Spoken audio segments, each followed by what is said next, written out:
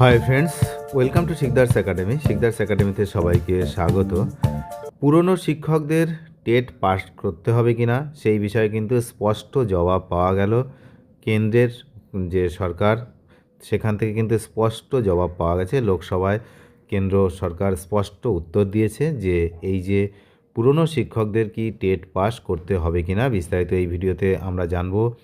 আপনারা জানেন দীর্ঘদিন ধরে ইন সার্ভিস বা কর্মরত শিক্ষকদের মনে একটি প্রশ্ন বড় হয়ে দেখা দিচ্ছিল যে চাকরি বাঁচাতে কি নতুন করে টেট পাস করতে হবে কিনা। বিশেষ করে 2011 সালের আগে, অর্থাৎ এনসিটির যে গাইডলাইন এবং আরটি অ্যাক্ট পুরোপুরি কার্যকর হওয়ার আগে যারা শিক্ষকতায় যোগদান করেছিলেন তাদের উদ্বেগ ছিল সবথেকে বেশি। অবশেষে সুপ্রিম কোর্টের নির্দেশিকা এবং লোকসভায় কেন্দ্রীয় শিক্ষামন্ত্রকের দেওয়া তথ্যে এই ধোঁয়াশা কেটেছে। কেন্দ্রের স্পষ্ট বার্তা, শিক্ষকতার যে গুণগত মান সেটা বজায় রাখতে টেট একটি আবশ্যিক যোগ্যতা। লোকসভায় এক প্রশ্নের উত্তরে কেন্দ্রীয় সরকার জানিয়েছে শিক্ষার অধিকার আইন, আরটি অ্যাক্ট 2009 এবং এনসিটির 2010 সালের বিজ্ঞপ্তি অনুযায়ী প্রথম থেকে অষ্টম শ্রেণী পর্যন্ত শিক্ষকতার জন্য টেট পাস করা ন্যূনতম এবং আবশ্যিক যোগ্যতা। তো সুপ্রিম কোর্ট তাদের রায়ে পরিষ্কার করে দিয়েছে যে টেট হলো একটি এসেনশিয়াল কোয়ালিফিকেশান, অর্থাৎ কোনো শিক্ষক এই যোগ্যতা ছাড়া দীর্ঘমেয়াদে চাকরিতে বহাল থাকতে পারবেন না।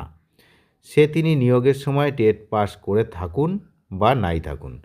সরকার জানিয়ে দিয়েছে তারা শীর্ষ আদালতের নির্দেশ মেনেই চলবে এবং 2011 সালের আগে নিযুক্তদের জন্য আলাদা করে কোনো জাতীয় নীতি বা ছাড়ের ব্যবস্থা করা হচ্ছে না। যে কথা আমরা প্রথম থেকেই বলছিলাম যে একমাত্র কেন্দ্র সরকার কোনো অর্ডিন্যান্স জারি করে কিন্তু এই বিষয়টা থেকে বেরোতে পারেন, কিন্তু যেহেতু কেন্দ্র সরকার এই বিষয়টাতে আর কোনো ছাড়ের ব্যবস্থা করছে না, কোনো জাতীয় নীতি বা এই বিষয়টা করছে না, তাই সবাইকেই কিন্তু টেট পরীক্ষায় বসতে হবে। সুপ্রিম কোর্ট সংবিধানের 142 নম্বর অনুচ্ছেদ প্রয়োগ করে ইন সার্ভিস শিক্ষকদের জন্য কিছু বিশেষ নির্দেশিকা জারি করেছে। চাকরির মেয়াদের উপরে ভিত্তি করে কিছু নিয়ম কার্যকর হবে। যে সমস্ত শিক্ষকের চাকরির মেয়াদ অবসরের আগে 5 বছরের বেশি বাকি আছে তাদের চাকরি বজায় রাখতে হলে আদালতের রায়ের যে তারিখ তার থেকে পরবর্তী 2 বছরের মধ্যে টেট পরীক্ষায় পাশ করতেই হবে, এটি তাদের জন্য বাধ্যতামূলক করা হয়েছে। যাদের চাকরির মেয়াদ আর 5 বছরের কম বাকি রয়েছে তো তাদের ক্ষেত্রে কিছুটা স্বস্তি দেওয়া হয়েছে। এই নির্দিষ্ট অংশের শিক্ষকরা টেট পাস না করলেও তাদের চাকরি যাবে না, তারা তাদের অবসরের বয়স পর্যন্ত কাজ চালিয়ে যেতে পারবেন। আর যদি কোনো পদোন্নতির বিষয় থাকে সেক্ষেত্রে কিন্তু তাদেরকে টেট পাস করতে হবে।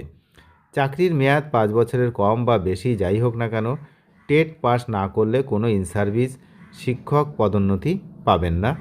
পদোন্নতির জন্য টেট যোগ্যতা অর্জন করা এখন থেকে সকলের জন্য বাধ্যতামূলক।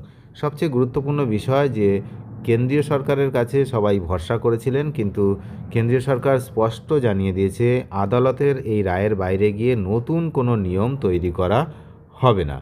তার ফলে কি হচ্ছে না, সমস্ত শিক্ষকদের যাদের 5 বছরের বেশি সময় কর্মজীবন বাকি রয়েছে তাদেরকে টেট দিতেই হবে, এছাড়া কিন্তু অন্য কোনো পথ তাদের কাছে আর নেই। তো এখন এই বিষয় চলছে, যেহেতু কেন্দ্র সরকার কোনো অর্ডিন্যান্স জারি করেনি, সুপ্রিম কোর্টের নির্দেশ সেটাও রয়েছে। এখন প্রত্যেকটা রাজ্য কোন রাজ্য কখন কি করে সেদিকে আমরা নজর রাখছি, আপনারা নজর রাখুন। অবশ্যই সব রাজ্যগুলো এবার কিন্তু এই যারা ইন সার্ভিস শিক্ষক রয়েছেন তাদের টেটের জন্য কোনো স্পেশাল ব্যবস্থা করবে এমনটাই ধারণা। তো আমাদের রাজ্য কখন করে সেদিকে আমরা নজর রাখছি, আপনারা নজর রাখুন।